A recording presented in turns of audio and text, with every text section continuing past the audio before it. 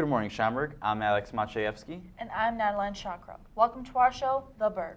Today we have a special on our Medical Watch with two special guests to talk about a recent scientific hot topic, genetically modified food. We have two specialists, Dominika Shalviute and Uzair Mohammed.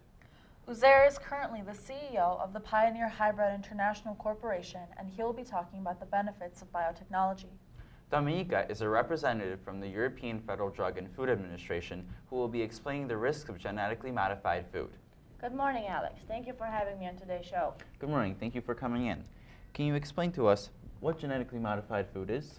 In simple words, it is basically inserting one organism's DNA into another organism using the methods of genetic engineering. So, what are the main risks of genetically modified food? Serious human health problems such as allergies, cancer, and even diabetes have increased since the introduction of genetically modified foods. So what exactly causes these problems? For example, the bovine growth hormone used in most of the milk causes breast cancer and diabetes. There are many more health problems that can occur from consuming these products. Mr. Mohammed, what is your opinion on genetically modified food? I believe that genetically modified food is key to our future.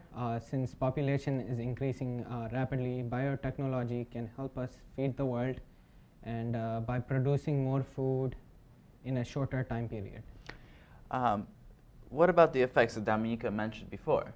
Well, there is no proof that genetically modified food is dangerous to the humans. Dominika, how do you respond to that? Biotechnology is still in early stages of development, so basically Americans are being used as guinea pigs to test out the effects of genetically modified food.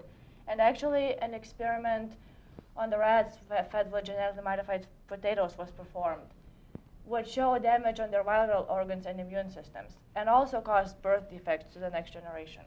Are there any restrictions on genetically modified food in other countries? America is one of the few countries that legalize genetically modified products. The European Union has banned those products since 1994, as soon as the people's health became in danger. Okay. So now that we know enough about the risks of genetically modified food, Mr. Mohammed, would you mind tell us the benefits of them?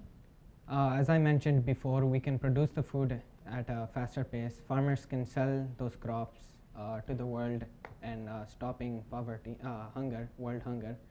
Also, genetically modified foods have a higher quality and a longer shelf life, and they are cheaper and more people can afford them. Now that we know the possible risks from consuming genetically modified foods, we will let our audience to decide which food they would prefer. We interviewed a few people about their opinions on genetically modified food, and this is what they had to say. How do you feel about genetically modified food? I think genetically modified food is great. It's affordable, people love it, tastes good, can help world hunger, and it's good for you.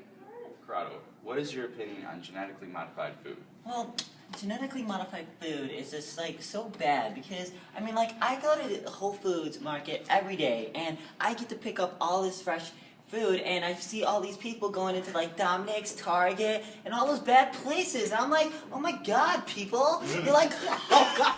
Thank you for watching today's episode, and thank you for our guests coming in to talk about genetically modified food. The pleasure was ours. Thanks for having us. See you guys next week.